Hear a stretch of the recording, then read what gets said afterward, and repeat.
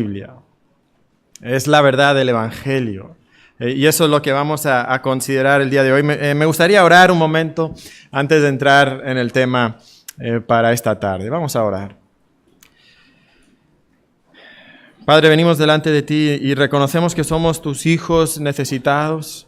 Tú eres nuestro Padre amoroso y nos has llamado a tu gracia y vimos la luz porque tú tomaste la iniciativa de acercarte a nosotros y ahora, Señor, como tus hijos hambrientos, venimos a ti pidiendo que tu palabra nos instruya.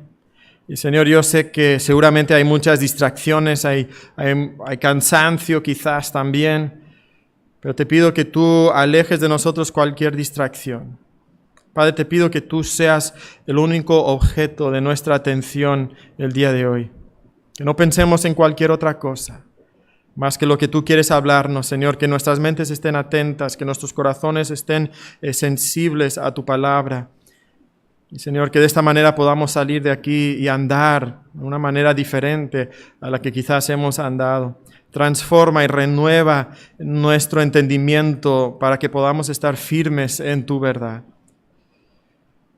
En nombre de Cristo pedimos esto. Amén. El día 24 de mayo del año 2011, en la ciudad de Nueva York, murió una mujer cuyo nombre era Huguette Clark. Tenía 104 años de edad y era dueña de unas empresas mineras valoradas en más de $300 millones. Un año y medio después, en diciembre del 2013, unos niños en el estado de Wyoming, al norte de Estados Unidos, en diciembre, donde hacía mucho frío, encontraron el cuerpo de un pobre hombre indigente que había muerto helado y congelado. Cuando hicieron las investigaciones, encontraron que este hombre se llamaba Timothy Gray. Pero lo más sorprendente es que este hombre era sobrino de Huguette Clark, esa multimillonaria que había muerto. Y al investigar encontraron que Huguette Clark le había dejado a Timothy Gray $19 millones. Y entonces viene la pregunta, ¿no? ¿Cómo es que un hombre que tiene $19 millones esté viviendo debajo de puentes, expuesto a los elementos y muriendo de frío, literalmente muriéndose de frío? ¿Cómo es posible? Bueno, es muy fácil. Y la respuesta es que este hombre simplemente no sabía que él había heredado $19 millones. Había perdido contacto con su familia y entonces no sabía las increíbles riquezas que le pertenecían a él. De alguna manera creo que esto ilustra perfectamente para nosotros cómo muchos creyentes vivimos, a pesar de las increíbles bendiciones que Dios nos ha dado. No conocemos esas bendiciones y entonces no vivimos una vida que corresponde a los privilegios que nosotros tenemos en Cristo y vivimos vidas derrotadas. No conocemos la vida abundante que Jesucristo prometió darnos y entonces al no conocer el Evangelio, nosotros no podemos conocer su valor ni el poder que tiene para nuestra vida. Y esto es lo que nosotros queremos estudiar el día de hoy, porque todos nosotros, el inconverso y el salvo, también necesitamos el Evangelio. Y esto es quizás un poquito diferente a lo que muchos de nosotros pensamos, porque pensamos muchas veces que el Evangelio es para una persona que es inconversa. Él necesita el Evangelio, pero ya cuando tienes el Evangelio, de ahí en adelante necesitas algo diferente. Pero quisiera tomar prestada una frase del autor Jerry Bridges. Él lo escribió en un libro que se llama La disciplina de la gracia, que recomiendo muchísimo. Y él lo que nos dice que es todos los días tienes que predicarte el Evangelio. Todos los días tienes que predicarte el Evangelio. Lo necesitamos. Todos nosotros necesitamos el Evangelio. Ahora, puede sonar un poquito extraño, pero quiero demostrar esta tarde, en los primeros minutos, que esto no es algo que este autor se ha inventado y que nadie más ha dicho. Un teólogo llamado Don Carson escribió que Pablo no podía hablar mucho acerca del gozo cristiano, ni de la ética, ni del compañerismo cristiano, ni de la doctrina cristiana de Dios, ni de cualquier otro tema, sin finalmente vincularlo a la cruz.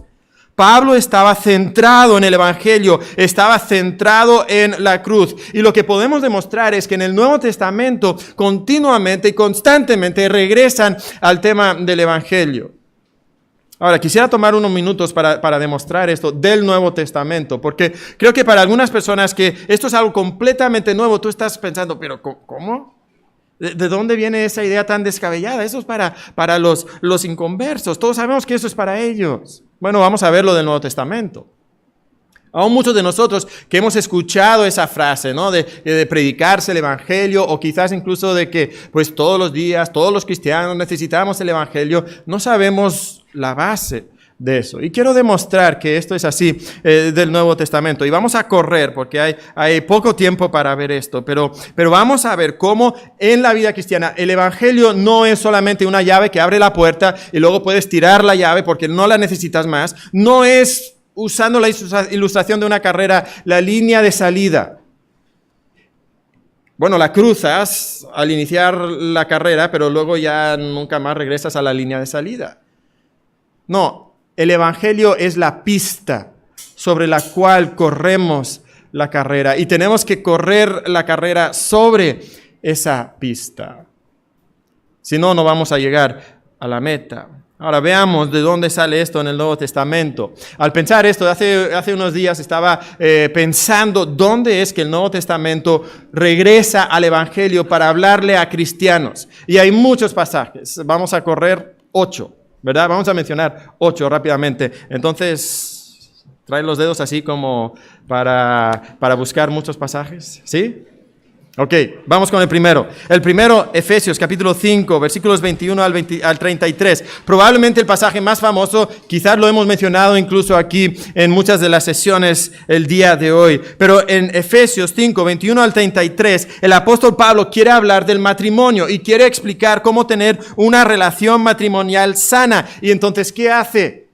Va al Evangelio y menciona a Cristo. Incluso al final del pasaje menciona que hablo de un gran misterio. Pero no hablo tanto del matrimonio como de Cristo y de la iglesia. Entonces lo que encontramos es que si tú quieres tener una relación matrimonial sana, ¿qué necesitas? El Evangelio. El Evangelio es el fundamento para una relación matrimonial sana. Ahí mismo, si estás en Efesios capítulo 5, si vas a Efesios capítulo 4, ¿qué encuentras en el versículo 32? Pablo quiere motivarnos a perdonar a nuestros hermanos en Cristo. ¿Y cómo lo hace? Recordándonos que hemos sido perdonados por Dios en la persona de Cristo. Y entonces el fundamento para el perdón es el Evangelio. Ahí está. Romanos capítulo 5. Me tocó predicar este pasaje en Monterrey hace unas semanas. Y aprendí algo estudiando este pasaje. En este pasaje, en Romanos capítulo 5, hay ese versículo que conocemos que dice que Dios muestra su amor para con nosotros en que siendo aún pecadores, Cristo murió por nosotros. Y usamos ese versículo para comentarlo y compartirlo con las personas inconversas. Pero en Romanos capítulo 5, ¿sabes cuál es el tema? Bueno, en el versículo 1 nos menciona que hemos sido justificados por la fe y que tenemos paz para con Dios. Y la palabra paz para el mundo antiguo, especialmente el judío, shalom, significaba bienestar completo. Tú tienes bienestar completo porque has sido justificado por la fe. Y entonces las personas se preguntarían, si tengo bienestar completo, ¿por qué estoy pasando tribulaciones? Si yo estoy pasando tribulaciones, quizás eso significa que Dios no me ama. Pero lo que el apóstol Pablo nos demuestra es que Dios sí nos ama y lo sabemos porque cuando éramos pecadores, Cristo murió por nosotros. Y mira el versículo 9 entonces. Lo que el versículo 9 nos dice, y es el punto de Pablo, es que si Dios te salvó cuando eras enemigo, sin duda, ahora que eres hijo, te va a salvar y te va a preservar a través y a pesar de las tribulaciones hasta el día final. Entonces, si tú estás luchando con pruebas y las dudas que vienen por esas pruebas, ¿qué necesitas? El Evangelio. El Evangelio es el fundamento para superar las tribulaciones, las pruebas y las dudas. Romanos capítulo 6. Romanos capítulo 6. Aquí el apóstol Pablo nos habla del pecado y de las tentaciones y de cómo vencer el pecado. Y muchas veces cuando nosotros queremos motivarnos a vivir una vida de santidad, ¿cómo nos motivamos? De muchas maneras, ¿verdad? con la culpa, con el temor, con el orgullo, y hablaremos brevemente de eso en un segundo. ¿Qué hace el apóstol Pablo? ¿Sabe lo que menciona? El Evangelio.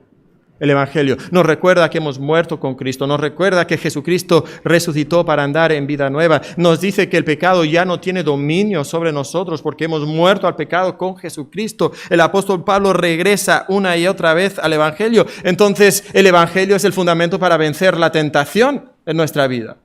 En Romanos capítulo 14,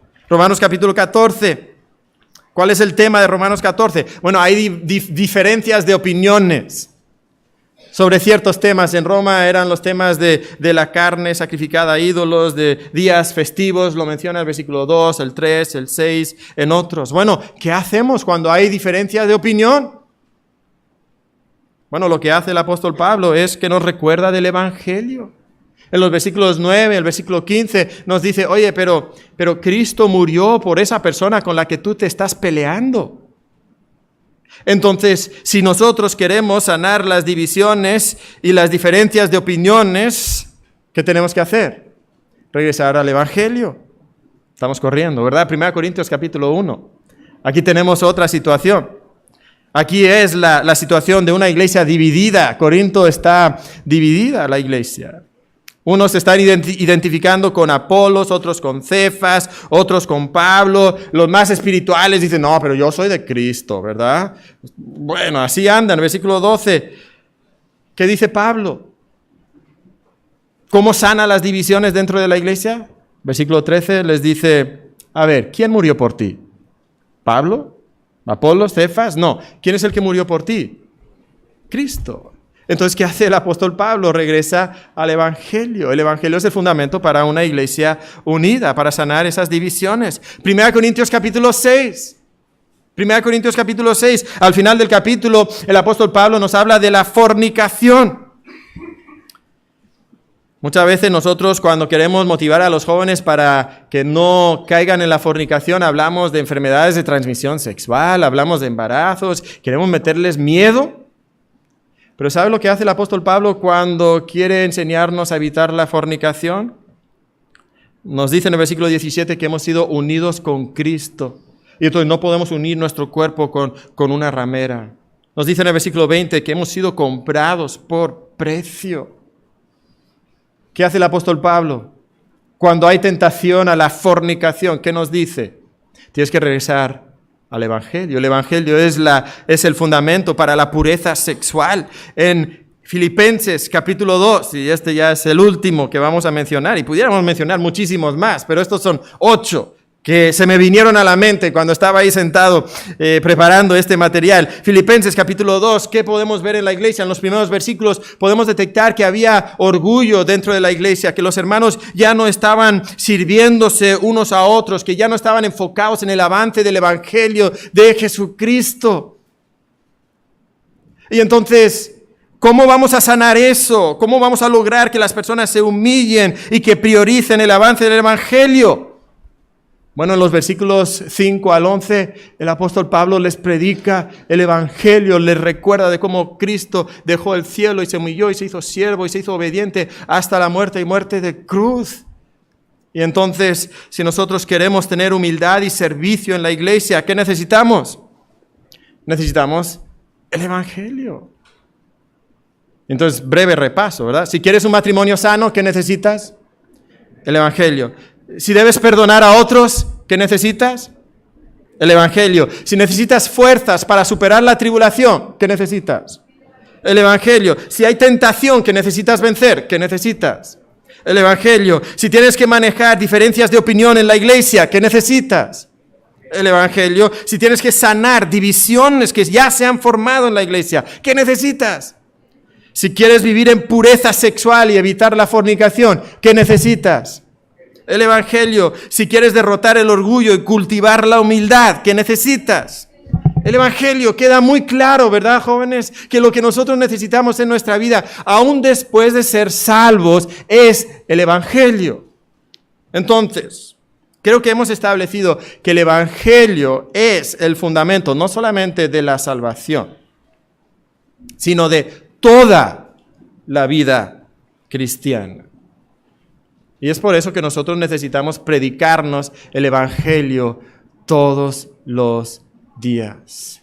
Necesitamos predicarnos el Evangelio todos los días.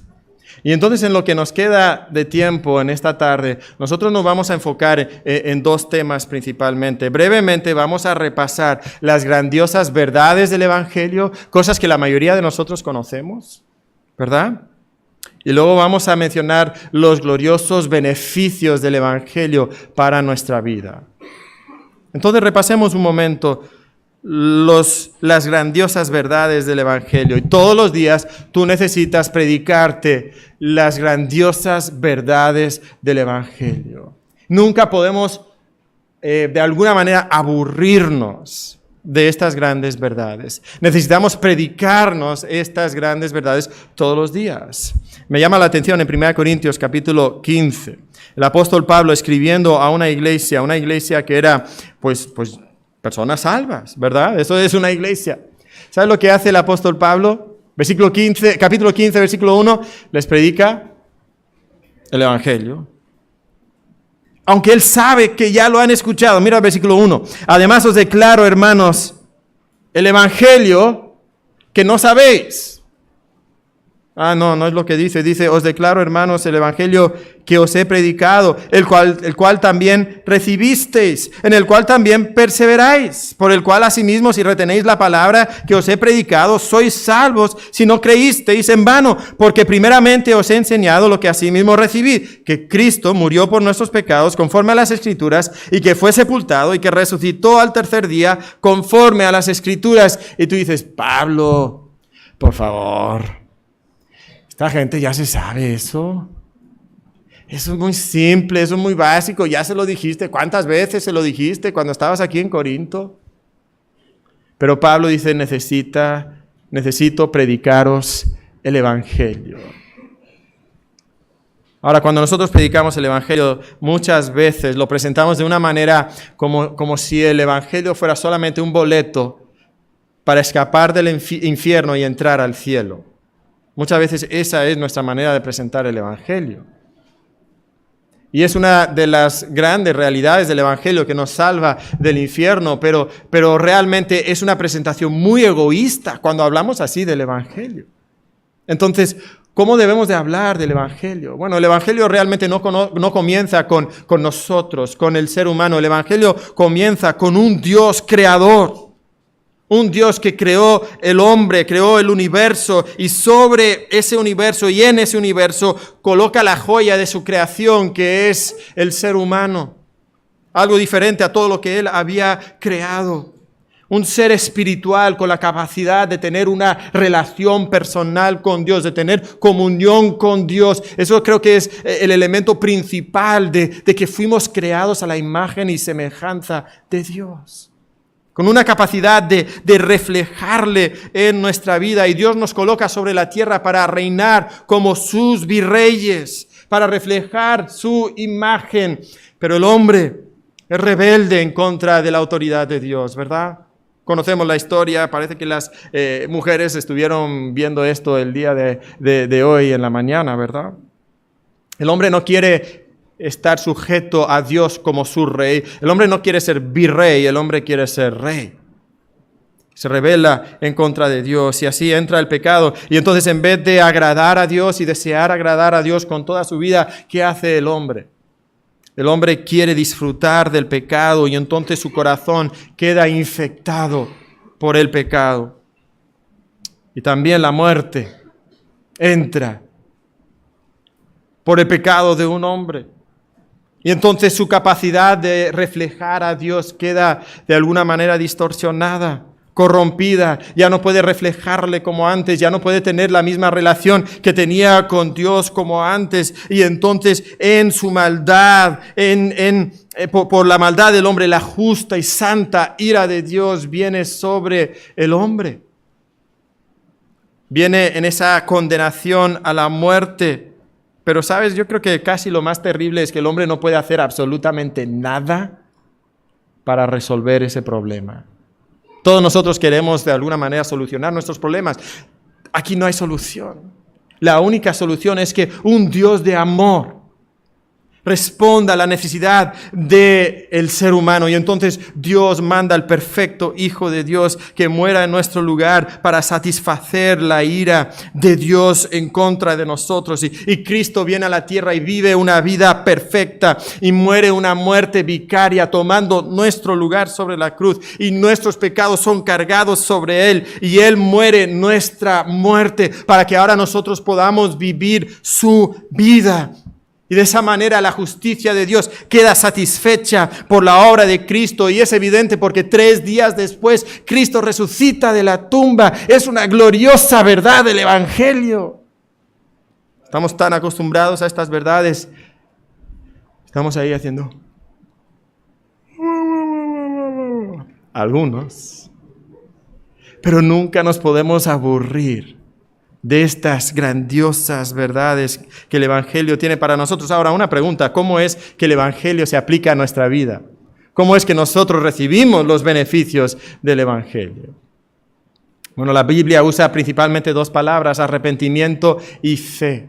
Esa es nuestra respuesta. El hombre responde con una fe exclusiva en la persona de Cristo, en la obra de Cristo. En un país católico es importante enfatizar esto porque muchas personas quieren agarrarse de Cristo y la obra de Cristo, pero también de la Virgen, también de la Iglesia. Muchas personas están dispuestas a rezar una oración si tú les compartes el Evangelio, pero no entienden que la fe verdadera es una fe exclusiva en la persona de Cristo, excluyendo cualquier otro método de salvación, cualquier otra aportación para nuestra salvación. Una fe exclusiva, un arrepentimiento. ¿Qué es el arrepentimiento? Bueno, es el abandono intencionado de nuestro pecado y de nuestros esfuerzos de resolver nuestro pecado. Es el abandono de nuestro pecado y de nuestros esfuerzos de resolver nuestro pecado, el problema de nuestro pecado. Y entonces ahora seguir a Cristo con toda nuestra vida. Eso es la fe y el arrepentimiento, y es lo que Dios exige del hombre. Y entonces cuando el hombre responde de esta manera a la gracia de Dios en su vida, entonces el hombre recupera su relación con Dios, recibe no solamente el perdón de sus pecados, pero algo que necesitamos enfatizar es que nos da el poder espiritual para vivir en victoria sobre el pecado ahora mismo. Muchas veces cuando nosotros predicamos el Evangelio, enfatizamos que Dios nos libra de la paga del pecado, pero Él nos libra también del poder del pecado ahora mismo en nuestra vida. Ahora ya no solamente estamos ahora ya no estamos bajo la dictadura del pecado. Eso es lo que Dios nos da en nuestra vida. Nos libra del destino del pecado y nos libra de la dictadura del pecado también en nuestra vida. Esto es lo que hace el Evangelio en cada uno de nosotros, y Dios pone en nosotros un corazón nuevo cuando deposita su Espíritu en nosotros, y ahora podemos nosotros andar haciendo las obras de justicia que Dios preparó de antemano para que anduviésemos en ellas.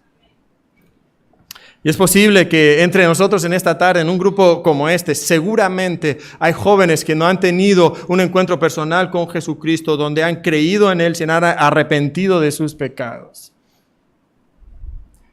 Sabes que no importa, joven, cuál es tu familia, cuál es tu trasfondo, no importa cuántos años estás en la iglesia y cuántos devocionales y cuántos sermones has escuchado.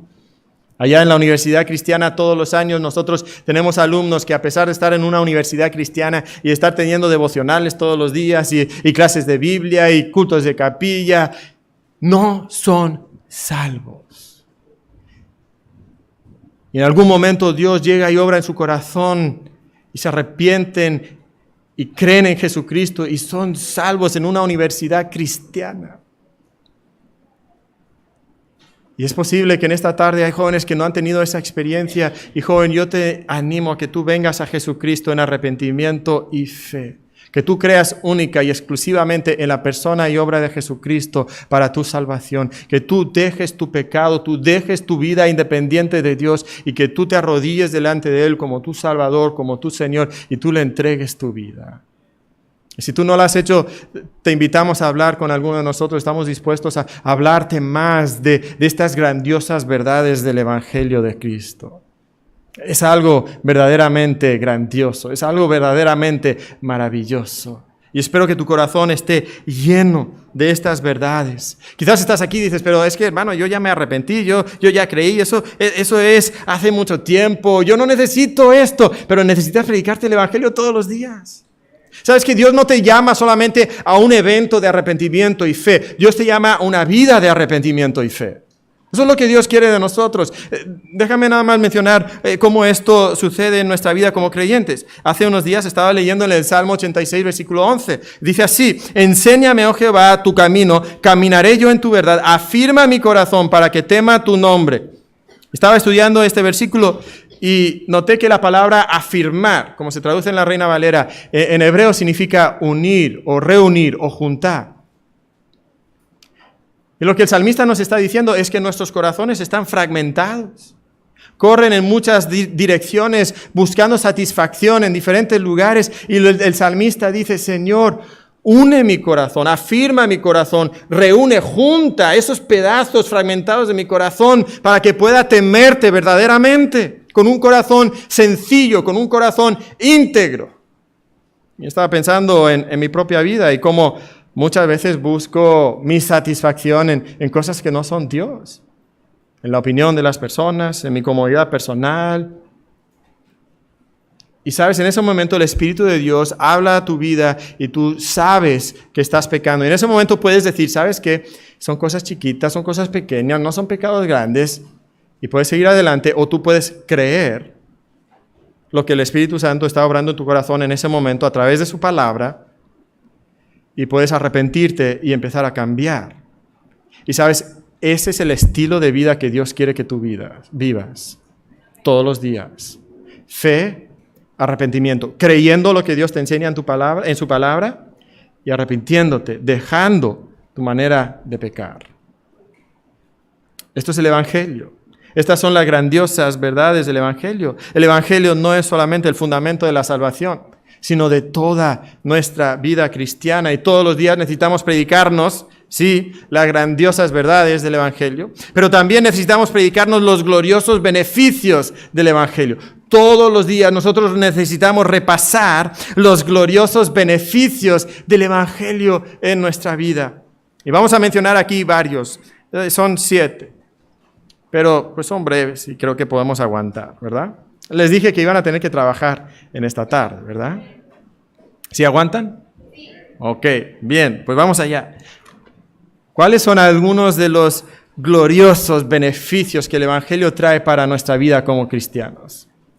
Y estas cosas son realmente maravillosas. El primero es que nos preserva o nos libra del legalismo. El Evangelio nos libra del legalismo. ¿Sabes cómo es la vida cristiana de muchos de nosotros? Es una vida, pues, yo lo digo, es una vida cristiana de palomitas. Y no de palomitas como en el cine, ¿verdad? No, de palomitas que tienen que ver con actividades que nosotros realizamos. Pensamos en nuestra vida, mira, fui a la iglesia, palomita. Leí mi Biblia, palomita. Me vestí de cierta manera, palomita. No fumé, no me embriagué, no usé drogas, palomita, palomita, palomita. ¿Verdad? No vi películas pornográficas, palomita. Y así. Y pensamos que cuantas más palomitas podemos poner en nuestra vida, entonces mejor cristiano somos. Eso es lo que nosotros creemos. Creemos que si ponemos muchas palomitas, entonces Dios se verá obligado a bendecirnos. Emprendemos algún proyecto, una nueva carrera. Pues me voy a portar muy bien este año para que me vaya bien en mi carrera. Y Dios nos tiene que bendecir y prosperar. Ahora, ¿cuál es el problema con esta vida? ¿Sabes que poner palomitas no satisface? Comer palomitas no satisface mucho cuando tienes hambre, ¿verdad? Pues poner palomitas en tu lista mental de lo que es un buen cristiano tampoco puede satisfacer tu corazón. Y muchas veces en nuestra vida nosotros después de un tiempo perdemos la satisfacción en nuestra vida cristiana y decimos, bueno, pero algo anda mal, pero le voy a seguir echando ganas. Pero no hay gozo en nuestra vida. ¿Sabes lo que muchas veces sucede después de un tiempo? Dios no nos bendice como nosotros pensábamos que merecemos ser bendecidos. ¿Sabes qué? Pues fui a química y me porté muy bien esta semana y en el examen saqué un 4. Dios no me bendijo. algo anda mal. Nos llenamos de confusión, quizás empezamos a amargarnos contra Dios y Dios, ¿por qué no me bendices? Pero bueno, seguramente fue que me faltó hacer algo. Y entonces redoblamos nuestros esfuerzos. Intentamos hacer algo más para ganarnos la bendición de Dios y aún así Dios nos bendice como nosotros deseamos o pensamos que merecemos y entonces nos llenamos de amargura. Amargura en contra de Dios. Y sabes, estamos en ese momento en una situación crucial. Porque en ese momento pueden pasar, y muchas veces pasa, algo terriblemente trágico en nuestra vida. Y hay dos maneras de responder y las dos son equivocadas. Uno es que muchos jóvenes piensan, ¿sabes qué? Esto de servir a Dios no sirve de nada. Y entonces dejan el cristianismo. Abandonan a Dios, se van de la iglesia y nunca los vemos más aquí. ¿Por qué? Porque pensaban que si ponían la suficiente cantidad de palomitas, Dios les iba a bendecir y eso es lo que realmente amaban y eran legalistas. Algunos de nosotros nunca vamos a hacer eso, nunca vamos a dejar la iglesia, pero igual tenemos una respuesta equivocada. Ante el legalismo y ante esta situación, muchos de nosotros decimos, ¿sabes qué? Pues yo amo a Dios y sé que es la mejor vida y entonces seguimos en la iglesia, pero es una vida de rutina. Es una vida de costumbre. Nuestro corazón está duro, nuestro corazón está frío, pero estamos en la iglesia y estamos lejos de Dios. Te pregunto, joven, ¿esto te describe a ti? ¿En tu corazón estás apagado? Quizás incluso amargado en contra de Dios porque Dios no te ha dado lo que tú piensas que mereces por tu buen comportamiento. Muchos de nosotros vivimos de esta manera. Y sabes, ese es el resultado desastroso del legalismo en nuestra vida, de no predicarnos y no entender el evangelio. Sí, tenemos una vida cristiana en la apariencia, pero es una peligrosa distorsión del cristianismo verdadero, porque el cristianismo verdadero es una relación con Dios. El evangelio nos preserva de ese legalismo en nuestra vida, nos hace entender que Dios nos bendice con toda bendición espiritual. Nos dice Efesios capítulo 3, ¿cómo? En Cristo Jesús. Nos dice que somos aceptos como en el amado. Dios no nos acepta por nuestras buenas obras, por nuestra buena conducta, porque pusimos muchas palomitas. Nos acepta por los méritos de Cristo. Y cuando nos predicamos el evangelio todos los días, nos libra del legalismo en nuestro corazón. Ese legalismo que endurece nuestro corazón en contra de Dios. El evangelio, joven, nos libra del legalismo y destaca nuestra relación con Dios por la persona de Cristo. Y joven, yo me atrevo a decirte lo siguiente: si tu cristianismo, en tu mente, en tu corazón, si tu cristianismo se trata principalmente de cosas que tú haces o cosas que tú no haces, tú eres presa del legalismo. Y necesitas que el evangelio te libre. Y necesitas predicarte el evangelio todos los días para que tú puedas cultivar una verdadera relación con Dios. El evangelio nos libra del legalismo. El evangelio también nos absuelve de la condenación. Muchas veces como creyentes vivimos una vida cargada de condenación y de culpa. Muchas veces miramos la perfecta santidad de Dios y sabemos que nos quedamos muy cortos, ¿verdad? Muy lejos de Dios. Muchas veces incluso no cumplimos con nuestras reglas descafeinadas que nosotros mismos nos hemos inventado.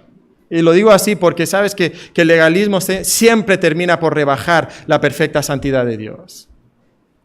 Y ni esas reglas rebajadas nosotros podemos cumplir con ellas. Y entonces, ¿qué sentimos en nuestro corazón? Culpa, condenación. Nos sentimos mal. Y entonces no sabemos a dónde recurrir y regresamos al legalismo, a poner más palomitas, a esforzarnos más. Pero sabes, el Evangelio nos dice en Romanos 8:1, ahora pues ninguna condenación hay para los que están en Cristo Jesús, para los que no andan conforme a la carne, sino conforme al Espíritu. Y sabes, el Evangelio nos proclama el glorioso beneficio de un perdón gratuito e inmerecido, que nuestra posición delante de Dios no depende de nuestro comportamiento ni de nuestra disciplina personal. Viene por el perdón de Cristo, viene por la obra de Cristo en la cruz de Cristo. Hace un momento los jóvenes cantaron, cuando he caído en tentación. Pero la frase no termina ahí. La frase dice lo siguiente, cuando he caído en tentación de sentir condenación. Y Satanás viene a nuestra mente y nos dice una y otra vez, tú eres un miserable hijo de Dios, mira tu vida. Y sentimos condenación. Pero en ese momento de condenación, nos dice el himno, al ver al cielo encontraré al inocente quien murió. Y por su muerte, el Salvador ya mi pecado perdonó, pues Dios el justo aceptó su sacrificio hecho por mí. Entonces, ahora pues, ninguna condenación hay para los que están en Cristo Jesús. Ese es un glorioso beneficio del Evangelio. Y joven, si tú estás aquí en esta tarde cargado de condenación, puedes ir al Evangelio. Y el Evangelio te absuelve de tu condenación. Un tercer beneficio del Evangelio es que nos ayuda contra la soberbia. Muchas veces, como creyentes, especialmente creyentes que quizás somos más disciplinados y mejores creyentes que los demás, miramos nuestra vida y nos llenamos un poquito de soberbia. Mira todo lo que he hecho, he leído mi Biblia, he asistido a la iglesia, estoy involucrado en los ministerios de mi iglesia, estoy compartiendo el Evangelio, no he caído en pecados escandalosos y como que palomita.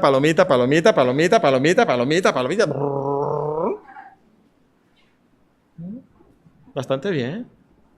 Y luego, ¿qué hacemos? Nos volteamos y vemos a otros cristianos de nuestra iglesia y como que sus palomitas son 3 o 4, ¿verdad? Y yo acá, y ellos... Bueno. Pues es que mira mi vida. ¿Y qué ocurre? Nos llenamos de soberbia, empezamos a mirar a otras personas, ¿cómo las miramos? Pues con cierto desprecio, ¿no? Juzgándolos, criticándolos. Pero sabes, cuando nosotros miramos el Evangelio nos recuerda que en nosotros solo habita el mal. Que Cristo nos amó cuando éramos, ¿qué? Pecadores. Así es como Dios nos escogió y nos salvó. Y que yo no hice nada para merecer eso. Fue totalmente por su gracia. Y Dios entonces desinfla mi orgullo y me llena de humildad y me recuerda que por la gracia de Dios soy lo que soy en 1 Corintios 15:10. En Filipenses capítulo 3, el apóstol Pablo recuerda su vida de fariseo. Mira todas las cosas que yo tenía, todos los logros que había en mi vida. Y ahora dice, todas esas cosas las cuento como basura por conocer a Cristo. Y nos dice en el versículo 10 de Filipenses 3, a fin de conocerle. Dice, mira, yo no quiero mi justicia propia.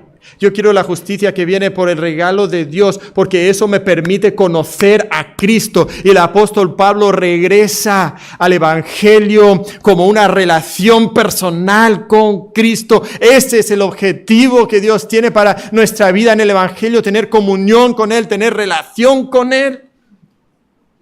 Y entonces el Evangelio nos ayuda contra la soberbia que hay en nuestro corazón, en cada uno de nosotros.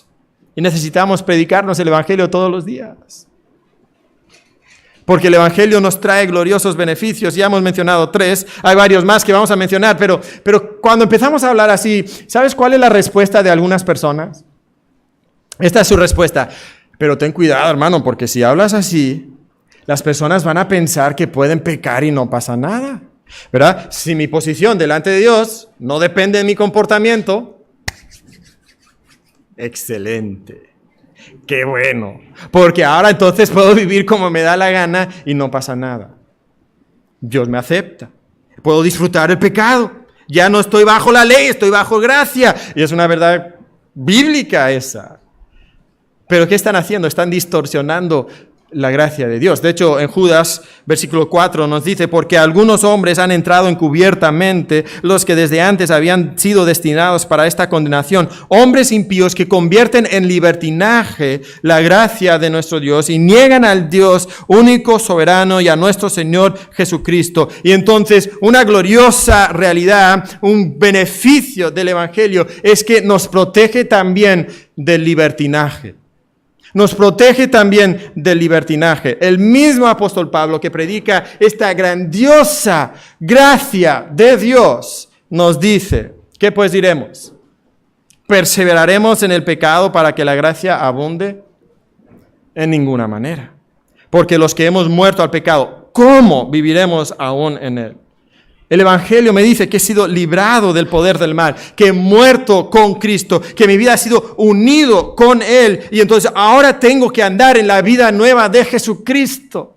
El Evangelio resalta para mí el gran costo que tuvo que pagar Cristo para librarme del pecado. Piensa un momento sobre esto. ¿Qué hizo Cristo para salvarte de ese pecado que tú disfrutas y proteges en tu vida? Cristo, el Hijo de Dios, dejó el cielo para venir a la tierra, nacer en un pesebre, crecer siendo olvidado por las masas. Y cuando finalmente empezó a predicar a las masas, primero venían a Él porque les gustaba el pan que Él repartía y las sanidades que Él hacía, pero cuando escuchaban su mensaje se olvidaban de Él y lo dejaban solo. Finalmente llegó a Jerusalén y los líderes religiosos lo traicionaron con uno de sus propios discípulos y fue condenado por pecados que no había hecho. Fue llevado a la cruz después de haber sido golpeado brutalmente, coronado con una corona de espinas, clavado a la cruz, traspasado por una lanza, abandonado por su Padre, con quien había tenido comunión perfecta por toda la eternidad pasada. Y finalmente Él entregó su vida por ese pecado que tú escondes y proteges en tu vida. Y joven, cuando nosotros meditamos en estas verdades, nos quita el deseo de pecar. Nos provee con una motivación mayor. Cuando muchas veces enfrentamos la tentación, nosotros buscamos de alguna manera protegernos con otras maneras, con otras estrategias. Pero la Biblia nos dice que la gracia de Dios que se manifiesta para salvación a todos los hombres nos enseña ¿a qué? A renunciar a la impiedad, a los deseos mundanos y a vivir como sobria, justa y piadosamente. Y dices, qué aburrido. Eso significa que no entiendes la gracia de Dios. Muchas veces nosotros distorsionamos la gracia de Dios. Muchas veces nosotros no entendemos que la gracia de Dios nos llama a una santidad más radical que nuestras reglas. ¿Sabes que si tu versión del Evangelio no te lleva a esa gracia radical de mocharte la mano y sacarte el ojo, entonces no entiendes la gracia de Dios? No entiendes verdaderamente el Evangelio. Eso es lo que produce en nosotros la gracia de Dios. Pero la respuesta no es simplemente ponernos más reglas, sino regresar al Evangelio de Jesucristo. ¿Por qué? Porque el Evangelio de Jesucristo nos protege del libertinaje, pero también nos capacita en la tentación. nos capacita en la tentación. Muchas veces Satanás viene a nuestras vidas y nos dice en el oído, joven, tú no vas a poder vencer la tentación. Oye, esa tentación, tú sabes a la que me refiero, ¿verdad? Y para cada uno de nosotros puede ser diferente, pero esa tentación en la que tú siempre caes. Viene Satanás y ¿qué te dice? Ya fuiste a la conferencia de firmes en verdad. Vas a regresar espiritual, ¿verdad? Y ahora no vas a pecar. Pero tú sabes que en 2 días, tú sabes que en 2 semanas, vas a estar igual que siempre. Y viene Satanás con la mentira que nosotros no podemos vencer la tentación. Nos dice que no podemos luchar, que vamos a caer, que no hay posibilidad de victoria, pero el Evangelio nos dice que hemos muerto con Cristo y entonces ahora andamos en vida nueva. Mencionábamos Romanos capítulo 6 hace un momento. Romanos 6, 11 al 14 dice, así también vosotros consideraos muertos al pecado, pero vivos para Dios en Cristo Jesús, Señor nuestro. No reine pues el pecado en vuestro cuerpo mortal, de modo que lo obedezcáis en sus concupiscencias, ni tampoco presentéis vuestros miembros al pecado como instrumentos de iniquidad, sino presentaos vosotros mismos a Dios como vivos de entre los muertos y vuestros miembros a Dios como instrumentos de justicia, porque el pecado no se enseñoreará de vosotros, pues no estáis bajo la ley, sino bajo la gracia. La gracia significa que el pecado no se enseñorea más de ti. Y tú necesitas creer lo que el Evangelio te dice. Satanás te dice, no puedes vencer. El Evangelio te dice, ya has vencido con el poder de Cristo. Ahora vive de acuerdo a tu condición. Eso es lo que te dice el Evangelio, que has sido librado. Nosotros intentamos motivarnos ante la tentación, ¿cómo? Con reglas. No, esto está prohibido. Nos intentamos motivar con el orgullo.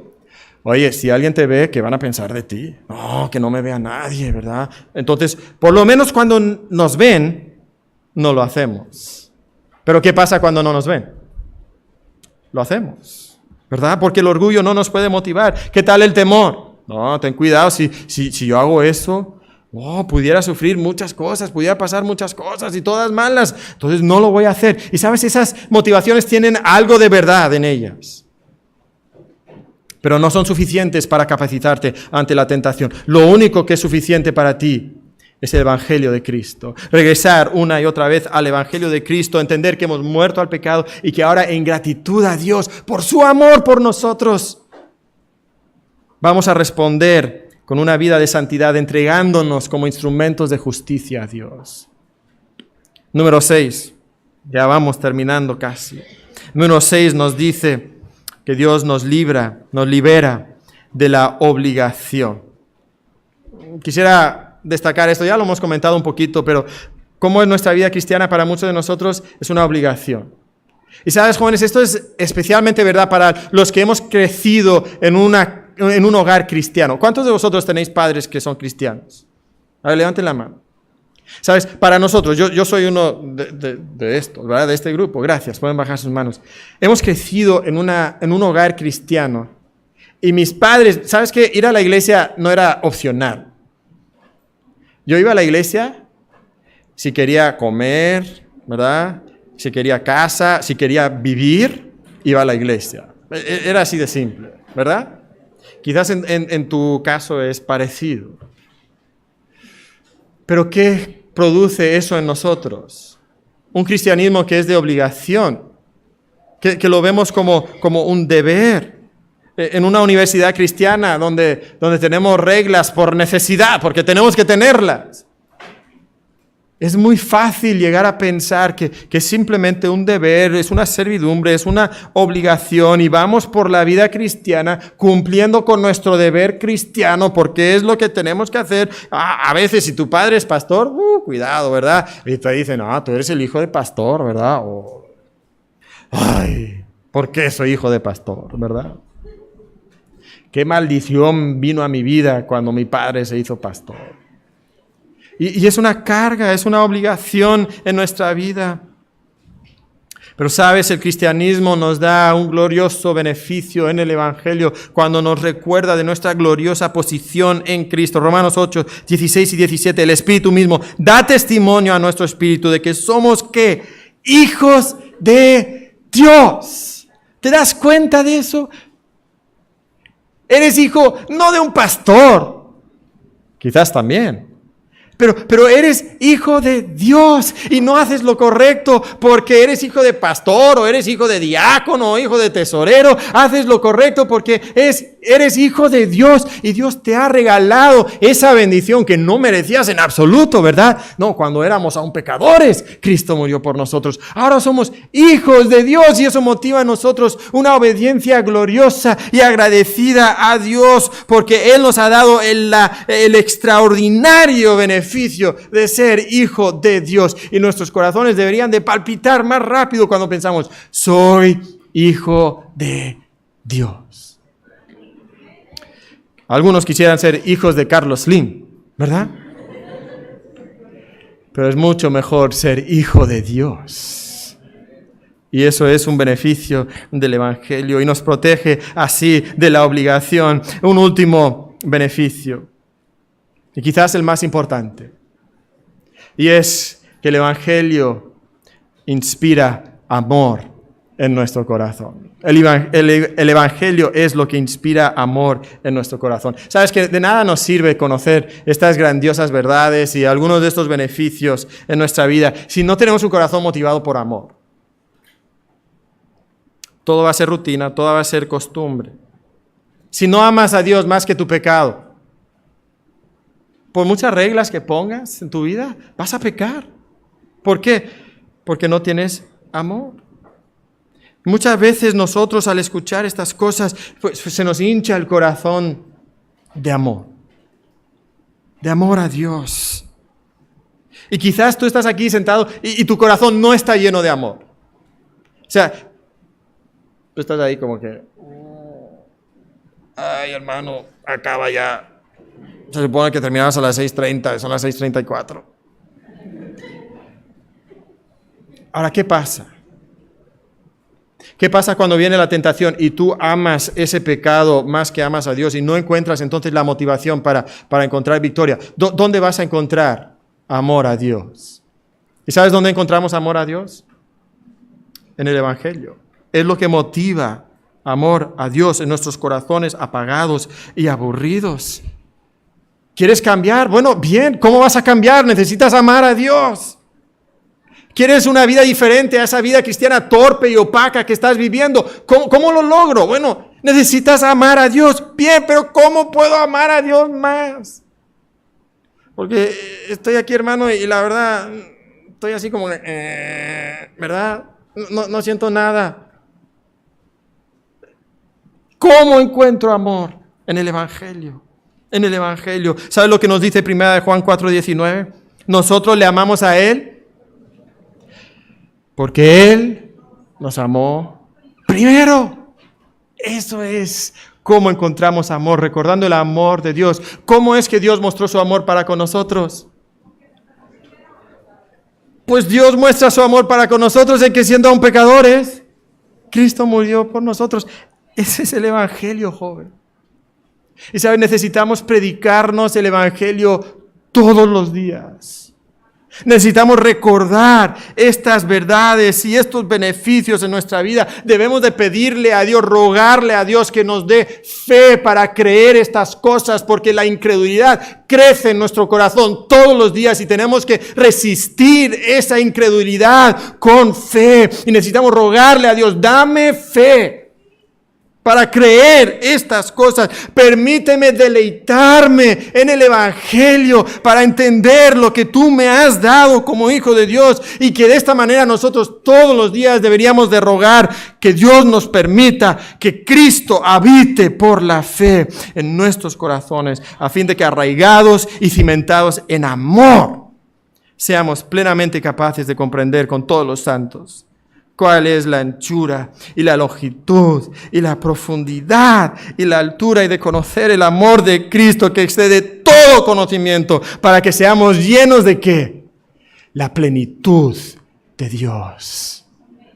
Eso es lo que Dios te promete, joven. Que tú puedes vivir con toda la plenitud de Dios. Y si tu vida cristiana no es esa, necesitas el Evangelio. Necesitas predicarte el Evangelio todos los días, predicarte las grandiosas verdades y los gloriosos beneficios del Evangelio. Tú lo necesitas, yo lo necesito. Hace unos días estaba pasando un momento difícil, desanimado. No sabía si valía la pena seguir adelante. ¿Tienes días así? ¿Sabes qué? Yo no.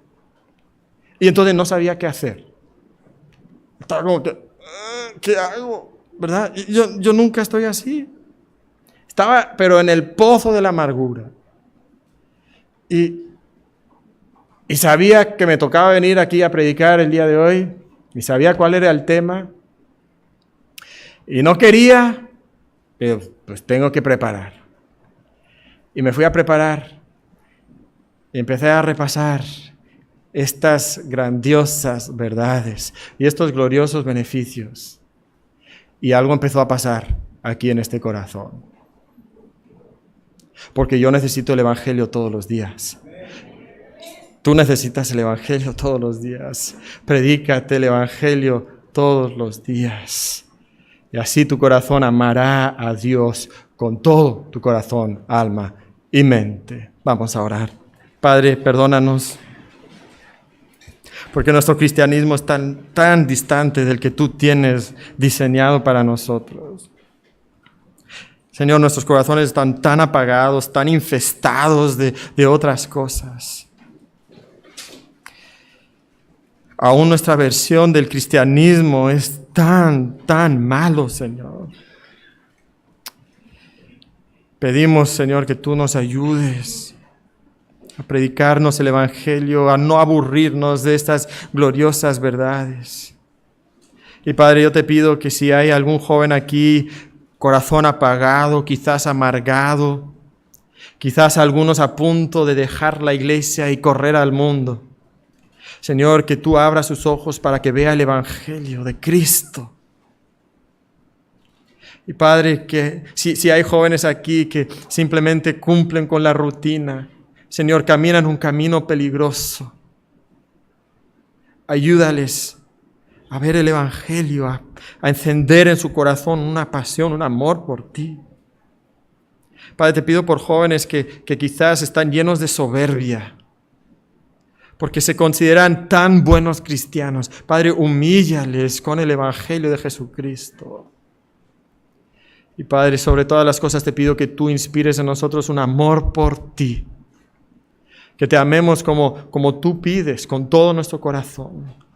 Que nuestro corazón no esté fragmentado, sino que sea íntegro en buscarte plenamente. Padre, gracias por el Evangelio de Cristo. En nombre de Cristo pedimos estas cosas. Amén.